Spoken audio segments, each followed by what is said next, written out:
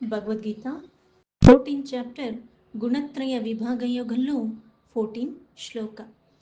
యదా సత్వే ప్రవృద్ధే తు ప్రళయం యాతి దేహభృత్ తదోత్తమ విధాం లోకాన్ అమలాన్ ప్రతిపద్యతే. ఏవైతే ఇంతకు ముందు 3 గుణాలు, వాటి వేరు వేరు లక్షణాలు అవన్నీ చెప్పిన తర్వాత ఏ గుణం ఏ కారణం చేత వృద్ధి చెందుతుందో ఇవన్నీ చెప్పి, ఇప్పుడు విశేషంగా ఏ గుణానికి కారణంగా లోబడినప్పుడు మనకి ఎట్లాంటి స్థితిలో ఉన్నప్పుడు మనకి ప్రతిఫల రూపంలో ఏది లభిస్తుంది అని చెప్తున్నారు. ముందుగా సాత్విక గుణం గురించి ఈ శ్లోకాలో చెప్తున్నారు. యథా సత్వే అంటే ఎప్పుడైతే గుణాత్మకంగా ఉన్న మనము సాత్విక, రజగుణం, తమో గుణం ఈ 3 ఉంటూనే ఉంటాయి. కాకపోతే ఏదో ఒక క్షణంలో ఒకటేమో అధికంగా ఉంటుంది, తతమయి అణిగినట్టుగా ఉంటూ ఉంటాయి. ఈ చంచలత్వం అన్నది మళ్ళీ ఇంకో క్షణంలో ఇంకో గుణం అధికంగా ఉంటుంది, వేరే ఏమో అణిగినట్టుగా ఉంటాయి. కానీ కాలానుగుణంగా కొన్ని కొన్ని కార్యాలకి మనం అలవాటు పడిపోయి కొన్ని కొన్ని చేస్తూ చేస్తూ ఉంటే ఒక గుణానికి మనం లోబడిపోతూ ఉంటాం.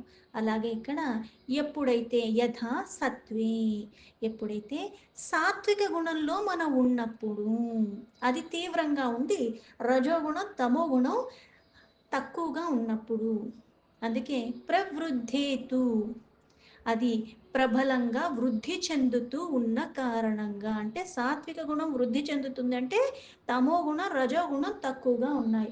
ఏవైతే లక్షణాలు చెప్పారంటే నిర్మలత్వం ప్రకాశమయంగా మనం ఉంటూ ఉన్న కారణంగా అది ఇంకా వృద్ధిలోకి వెళుతుంది, అజ్ఞానం తొలగిపోతుంది, రాగాలు కోరికలు ఇవన్నీ దేహం మీద అభిమానం అన్నది క్రమేణా తగ్గుముఖం పడుతూ ఉంటాయి. ఇలా ఉండి ఈ గుణం సాత్విక గుణం వృద్ధి ప్రబలంగా ఉంటున్న కారణంగా ప్రళయం యాతి. ప్రళయం అంటే మరణము, జననం ఉన్నాక మరణం కూడా ఉంటుంది. అయితే ఈ జననానికి మరణానికి మధ్యలో ఏదైతే జీవితం ఉన్నదో మనం కొన్ని కర్మలు చేస్తూనే ఉంటాం, నిత్యం ఏదో ఒకటి లెగటం, కూర్చోవటం, వింటాం, తింటాం, పడుకోవటం ఇవన్నీ ఉంటూనే ఉంటాయి. కొన్ని కొన్ని కర్మలు మరణించే లోపల వరకు మనం చేస్తూ ఉంటాం.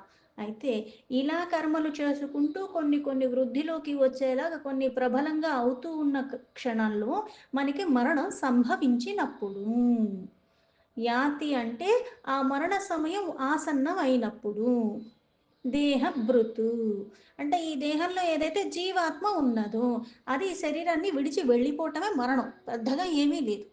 ఏ చైతన్య కారణంగా కొన్ని నేను చెయ్యగలుగుతున్నానో ఆ క్షణం ఏదైతే ఆ చైతన్యం ఈ శరీరాన్ని విడిచి ఈ దేహం నుంచి వెళ్ళిపోతుందో, ఈ దేహమే సర్వస్వం అనుకుని ఈ దేహంతో నేను బోల్డ్ చేసేస్తున్నాను, ఇది నాది అది నాది ఇవన్నీ అనుకుని ఉన్నాను, అవి అప్పటి నుంచి ఈ దేహం ఏమీ చెయ్యలేదు. జీవాత్మ ఏ చైతన్య శక్తి ఈ దేహంలో ఉన్నది, అది ఈ శరీరాన్ని విడవటమే మనకి మరణము.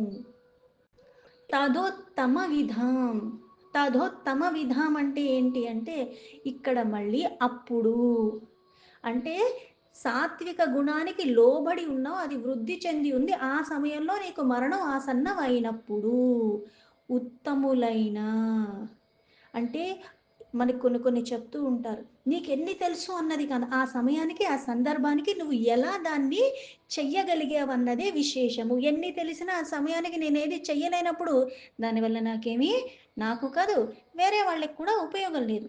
ఇక్కడ కూడా కొన్ని కొన్ని వృద్ధి చెందుతున్న కారణంగా కొన్ని మనకి సంభవించిన ఈ వృద్ధి చెందిన దాని ప్రతిఫలంగా ఆ సమయంలో మనకి చాలా మంచి జరుగుతుంది. అందుకే ఇక్కడ తతోత్తమ విధాం, ఈ శరీరము ఆ సాత్విక గుణంలో ఎక్కువగా ప్రబలంగా ఉన్నప్పుడు ఇది నువ్వు వదిలేసినప్పుడు ఉత్తమ కర్మలు ఆచరిస్తూ ఆ ఉత్తమ గుణానికి లోబడిన క్షణంలో వదిలేసావు కాబట్టి ఉత్తములు ఉన్నవాళ్ళు అంటే ఎవరైతే జ్ఞానులు ఉన్నారో, లోకాన్ అమలాన్, లోకాన్ అమలాన్ అంటే ఏంటి అంటే ఈ ఉత్తములైన జ్ఞానులు నివసించే ఆ లోకాలకి పవిత్రమైన, అమలాన్ అంటే పవిత్రమైనది, ప్రతిపద్యతే దాన్ని పొందుతావు. అంటే సాత్విక గుణం వృద్ధి చెందిన క్షణంలో ఆ క్షణంలో నీకు మరణం ఆసన్నమైతే ఉత్తములైన జ్ఞానులు నివసించే ఒక ఉత్తమమైన లోకాల్ని నువ్వు మరణానంతరము పొందుతున్నావు అని అర్థం. శ్లోకానికి యథాతథా మీనింగ్ తీసుకుంటే యథా సత్వే ప్రవృద్ధే తు ప్రళయం యాతి దేహభృత్ తదోత్తమవిధాం లోకాన్ అమలాన్ ప్రతిపద్యతే. సాత్విక గుణము వృద్ధి చెందినప్పుడు ఆ మనిషికి మరణం వస్తే అతడు ఉత్తమమైన కర్మల్ని ఆచరిస్తూ అక్కడ నిర్మలమైన స్వర్గాది దివ్య లోకాలని, అంటే అక్కడ ఎవరైతే ఇంకా ఉత్తమంగా చేస్తూ ఉన్నారో అటువంటి లోకాలకి వాళ్ళ దగ్గరికి నువ్వు వెళతావు అని అర్థము. ఇంతకు ముందు చెప్పినట్టుగా గుణం అంటే ఏంటి? దాని లక్షణాలు ఏంటి? పైగా అందులో ఉంటే ఎలా ఉంటారు? పైగా ఈ గుణ కారణంగా ఎటువంటి బంధనాలున్నాయి? అవన్నీ చెప్పారు. పైగా ఈ గుణం అధికంగా ఉందంటే వేరే గుణాలు ఎలా అయితే తక్కువగా ఉన్నాయో అవి అణిగి ఉన్న కారణంగానే ఇది వృద్ధి చెందుతుంది. అందుకే ఇక్కడ సాత్విక అని చెప్పారు. సాత్విక ఏదైతే ఇంతకు ముందు చెప్పినట్టు ప్రకాశమైనది. ప్రకాశం అంటే అజ్ఞానం అన్న అంధకారాన్ని తొలగించుకోగలిగిన కారణంగా. అందుకే మరణకాలం ఎప్పుడొస్తుందన్నది ఎవరికీ తెలీదు. ఇప్పుడు పుట్టినప్పుడు పలానా సమయానికి నువ్వు పుట్టావు అని అందరికీ తెలుస్తుంది. కానీ పలానా సమయానికి నువ్వు పోతావని ఎవరికన్నా ముందే తెలుసా? లేదే. 100 ఏళ్ళు ఉండాలని అనుకుంటాం, 80 అనుకుంటాం, బోలెడు అనుకుంటాం గానీ మరుక్షణం ఏమవుతుందో ఎవరికీ తెలీదు. ఎవరు ఎప్పుడు వెళ్ళిపోతారన్నది ఎవరికీ తెలీదు. కాకపోతే కొన్ని కొన్ని చేస్తూ ఉన్న క్రమంలో నువ్వు వెళ్ళిపోయినప్పుడు దీని ఫలితంగా నీకు ఉత్తమ స్థితి కలుగుతుంది. అలాగే ఇంతకు ముందు అధ్యాయంలో చెప్పినట్టుగా నువ్వు ఎంత ఉత్తమంగా ఉన్నప్పటికీ కూడా, ఎన్ని మంచి పనులు చేసినప్పటికీ కూడా, ఎంత పరమాత్మ చింతనలో ఉన్నప్పటికీ కూడా మరణకాలం ఆసన్నమైనప్పుడు మళ్ళీ నీ మనస్సు దేని యందు రమిస్తూ ఉన్నదో దాని కారణంగా మళ్ళీ నువ్వు జనన మరణాల చక్రాల్లోనే పడతావు, మళ్ళీ దానినే పొందుతావు అని కూడా చెప్పాడు. నేను కొన్ని కొన్ని మనకి మాస పురాణాల్లో వాటిల్లో కూడా కొన్ని కథల రూపంలో చెప్తా. అంటే అప్పటిదాకా మరణకాలం ఆసన్నమయ్యేదాకా చాలా భ్రష్టత్వంతో, దురాచారాలతో, దుర్గుణాలతో మనం గడిపేసినప్పటికీ కూడా, అంటే పనికిరానివన్నీ పనులతో, అటువంటి ఆలోచనలతో, ఆ తలంపులతో విచ్చలవిడితనంగా ఉన్నప్పటికీ కూడా, మరణ సమయం ఆసన్నమైనప్పుడు తెలిసి గాని, తెలియకుండా గాని ఆ పరమాత్మ చింతనలో, ఆ పరమాత్మ సాన్నిధ్యంలో, అయితే కొంతమంది కొన్ని చేస్తున్న మంగళప్రదమైన కార్యక్రమాలను చూస్తూ, చూస్తూ గనక నా ఈ దేహాన్ని నేను వదలగలిగితే, దాని ప్రతిఫలం నాకు అనంతంగా ఉంటుంది. నేను జీవితమంతా చాలా పుణ్యప్రదమైనవి చేశాను కానీ, నా మరణకాలం ఆసన్నమైనప్పుడు, ఏదో పిచ్చాపాటి నేను చెయ్యకపోయినా చేసేవాడి పైన నేను మక్కువతో అలా చూస్తూ ఉండిపోయిన ఆ ప్రభావం నా మీద ఉన్న కారణంగా నాకు మళ్ళీ దుర్గతి కలుగుతుంది. ఇది వాస్తవం.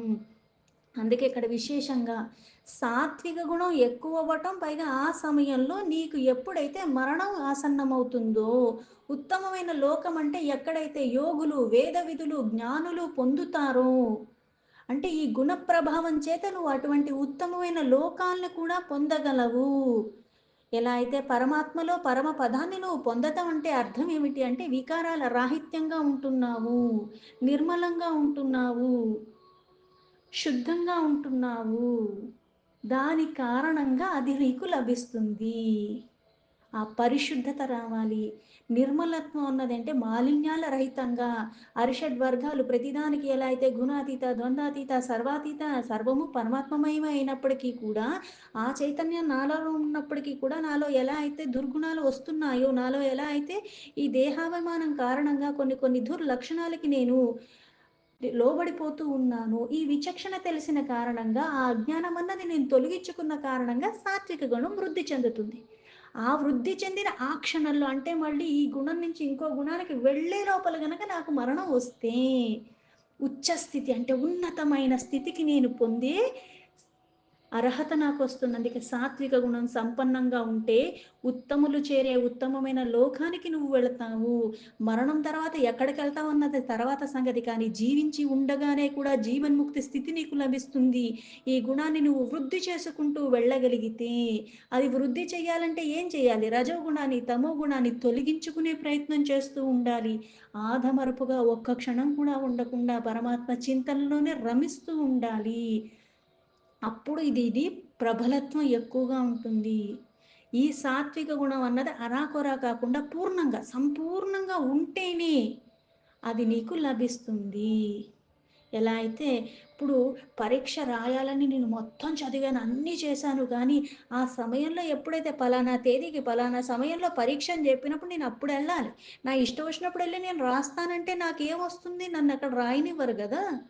పైగా నేనెక్కడో రాసేసుకుని, నేను రాసేసాను అనుకుని, నాకు నేనే కరెక్షన్ చేసుకొని, నేను మార్కులేసేసుకొని నాకొచ్చేసినియి అంటే కుదురుతుందా? లేదే. వాళ్ళు ఎక్కడ పెట్టారో ఆ సెంటర్‌కెళ్ళాలి. అలాగే వాళ్ళు చెప్పిన సమయానికి వెళ్ళాలి. పైగా వాళ్ళు ఏ పరీక్ష ఆ రోజు పెడుతున్నారో అదే నేను రాయాలి. నా ఇష్టం వచ్చిందల్లా రాసేసి, నేను ఇది చదువుకున్నాను కాబట్టి దీనికి కరెక్షన్ చేయండంటే కుదురుతుందా? లేదు.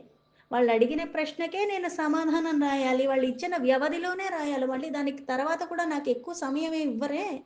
అలాగే జీవితం కూడా ఒక వ్యవధికి నువ్వొచ్చావు. జననం నుంచి మరణం వరకే నీకు కాలం ఉన్నది. ఆ మరణం ఎప్పుడన్నది నీకు తెలీదు. కాకపోతే ప్రతి క్షణము కూడా ఇది ఎప్పుడొస్తుందో తెలీదు. కాకపోతే వెళ్ళే లోపల నన్ను నేను ఉద్ధరించుకోవాలన్న తపనతో ఉంటూ, తమో గుణాన్ని, రజో గుణాన్ని మూలాల నుంచి తొలగించుకుని, సాత్వికాన్ని విడవకుండా, పైగా సాత్వికానికి సంబంధించిన మళ్ళీ ఏవైతే జ్ఞానాభిమానం అన్న బంధం ఉంటుందో, దాన్ని కూడా తొలగించుకునే ప్రయత్నం చేసుకుంటూ ఉండాలి. ఈ గుణం కారణంగా నేను కొన్ని చెయ్యగలుగుతున్నాను. ప్రకాశవంతమైంది, జ్ఞానవంతమైన మార్గంలో ఉంటున్నాను. కానీ మళ్ళీ ఆ బంధనాల్ని కూడా తొలగించుకునేలాగా గుణాతీతుడైన పరమాత్మని త్రికరణ శుద్ధిగా నేనంతలాగా ఈ దేహం మీద అభిమానం వదిలి పట్టుకుంటేనే అది మళ్ళీ నాకు సాధ్యమవుతుంది. అందుకే ఈ స్వభావ స్థితి ఎలాంటిదైనా సరే సాత్విక గుణ వృద్ధి అప్పుడు మరణం వస్తేనే అన్నది ఇక్కడ విశేషంగా చెప్పింది. ఎందుకంటే, కాలానుగుణంగా ఇప్పుడు నేను పొద్దున్నుంచి రాత్రి దాకా ఒకే గుణానికి లోబడి ఉండను. కొన్ని కొన్ని క్రతువులు చేస్తున్న కారణంగా ఇక్కడ చంచలత్వం పెరిగినట్టుగా ఎలా అయితే మనకి పొద్దున వేడిగా ఉంటుంది. మధ్యాహ్నం ఇంకా వేడిగా ఉంటుంది. సాయంత్రం కాస్త చల్లబడుతూ ఉంటుంది. అలాగే గుణాల్లో కూడా మార్పులొస్తూ ఉంటాయి. కానీ అంతఃకరణ ప్రకాశము, ఈ జ్ఞాన ప్రకాశ కారణంగా ఈ అజ్ఞానమన్న అంధకారాన్ని నా దరి చేరనివ్వకుండా నేను ఉత్తమమైన సాత్విక గుణాన్నే వృద్ధి చెందుతూ ఉండేలాగా పట్టుకుని ఉండి, ఇవన్నీ మళ్ళీ మన పూర్వ సంస్కారాదుల వల్లే కలుగుతుంది. కొంతమందిని చూస్తూ ఉంటాం. వాడి చుట్టూ ఉన్నాయి గానీ, వాడు చేసే పనులన్నీ చూస్తూ ఉంటే, ఇలా ఉన్నాడేంటి? ఇదేంటి? ఇదేంటి? అనుకుంటాం. కాకపోతే పూర్వ సంస్కారాల కారణంగా వాళ్ళసలు మరుక్షణంలో అసలు ఇంత ఏదో ఎన్నో సంవత్సరాల నుంచి కృషి చేసిన వాళ్ళకి కూడా కలగలేని సిద్ధి వాళ్ళకొచ్చేస్తుంది. ఎందుకు అంటే పూర్వజన్మలో వాళ్ళు చేసి ఉన్నారు. అలాగే కొంతమంది సంపర్కమో, కొంతమంది వల్ల వాళ్ళు కొన్ని నేర్చుకున్నాయో, అప్పుడు వదిలేసినయో దాని కారణంగా, ఆ సంస్కారాల కారణంగా ఒక్కసారిగా ఇలా ఎలా అన్న అందరికీ ఆ ప్రశ్న మిగిలిపోతుంది గానీ, వాళ్ళు అంతలా మార్పొచ్చేస్తూ ఉంటుంది. ఆ సంస్కారాల కారణంగా. అందుకే సాత్విక గుణ వృద్ధి కొనసాగే సమయంలో ఆ శరీరంలో ఏవైతే మనస్సు, బుద్ధి, ఇంద్రియాలు, జ్ఞానేంద్రియాలు, కర్మేంద్రియాలు ఇవన్నీ ఉంటాయో అక్కడ విచ్ఛేదన అవుతుంది. దీని వృద్ధి. ఆ విచ్ఛేదన కారణంగా కూడా ఏమవుతుంది అంటే దేహం మీద అభిమానం లేదు. ఆ దేహం ఉండగానే. మరణకాలంలో వాడు నువ్వసలు నిత్యము ఆ పరమాత్మకే త్రికరణ శుద్ధిగా సమర్పణ భావంతో ఆ పరమాత్మ యందే రమిస్తూ ఉన్న కారణంగా ఏది చూసినా, ఏది చేసినా అంతా పరమాత్మమయమే అన్న అసలైన గుణాన్ని పట్టుకుని ఆ పరమ సత్యాన్ని నువ్వు గ్రహించగలిగే స్థితిలో ఉన్న కారణంగా అది వృద్ధి చెందింది. అందుకే చిత్తము పరమాత్మ యందు ఉన్నది. దాని కారణంగా సాధన నీకేం చేస్తుంది అంటే సకామ నుంచి నిష్కామకి వెళ్ళిపోతావు. ఆ నిష్కామ వల్ల మళ్ళీ నీకు ఏమవుతుందంటే కర్తృత్వ, ఇది నేను చేస్తున్నాను, ఇది నాది, ఇవన్నీ వదిలేస్తున్నావు. పుణ్యకర్మలు చేసుకుంటూ వెళ్ళిపోతున్నావు. పైగా పరోపకారము, పరులకు ఉపకారం ఎందుకంటే పరులన్న వాళ్ళు ఎవరూ లేరు. ఉన్నదంతా పరమాత్మే అన్న అసలైన సత్యాన్ని తెలుసుకున్నావు. అందుకే అక్కడ వృద్ధి చెందటం పూర్ణత్వం అంటే ఇది. జీవితాంతం నా జీవితం అంతం అయ్యేంత వరకు కూడా రజోగుణాన్ని, తమో గుణాన్ని నాకు మళ్ళీ వృద్ధి చెందనివ్వకుండా అది తొలగించుకుంటూ ఉండి, అందులోకి వెళుతున్నానని తెలియగానే మళ్ళీ చాలా కష్టపడి దాన్ని మళ్ళీ అణిచేసే ప్రయత్నము. అందుకే ఎల్లవేళలా నామస్మరణ చేయమంటారు. నారాయణ అంటావో, రామ అంటావో, దుర్గ అంటావో, దేవి అంటావో, లలిత అంటావో, కృష్ణ అంటావో, శివ అంటావో, శివే అంటావో, ఏ నామమైనా పర్వాలేదు. నువ్వు ఇలా సమర్పణ భావంతో చేస్తే అప్పుడు నీకు ఇంకా, ఇంకా, ఇంకా జ్ఞానమైన ప్రకాశం వైపే ఉంటావు. మళ్ళీ అజ్ఞానం అన్న అంధకారం వైపు నువ్వు వెళ్ళే అవకాశం లేకుండా అంతలాగా అందులో నువ్వు లీనమైపోతూ ఉంటావు. అందుకే ఇక్కడ విశేషంగా చెప్పబడింది ఉత్తమ లోకాలు అని. ఉత్తమ కర్మలు చేసి, ఉత్తమమైన గుణంలో నేనుండి, ఉత్తమమైన భావనలు నాకుండి, ఆ ఉత్తమమైనవన్నీ కూడా కలిసిన కారణంగా ఈ ఉపాసన కారణంగా నాకు ఉత్తమమైన ఫలితం వస్తుంది. పైగా మనం ఫలితాల పట్ల కూడా ఆసక్తి రహితంగా ఉన్న స్థితిలో ఉంటూ ఉండగలిగేలాగా నిష్కామ భావనతో ఆచరించటం వల్ల ఇట్లాంటి కర్మ ఉపాసనల ప్రభావంలోనే స్వర్గాది పుణ్యలోకాలు ఎలా అయితే అటువంటి పుణ్యాత్ములు చేరుకుని ఉన్నారో అది లభిస్తుంది సాత్విక గుణ కారణంగా. అంటే ఆ గుణంలోనే ఉండటం, మరణం ఎప్పుడో తెలియదు కాబట్టి ఎప్పుడూ ఆ గుణంలోనే ఉంటూ ఉండటం అన్నది మనము అలవర్చుకుంటూ ఉండాలి. దీంతో భగవద్గీత 14 చాప్టర్ గుణత్రయ విభాగ యోగంలో 14 శ్లోక సంపూర్ణం.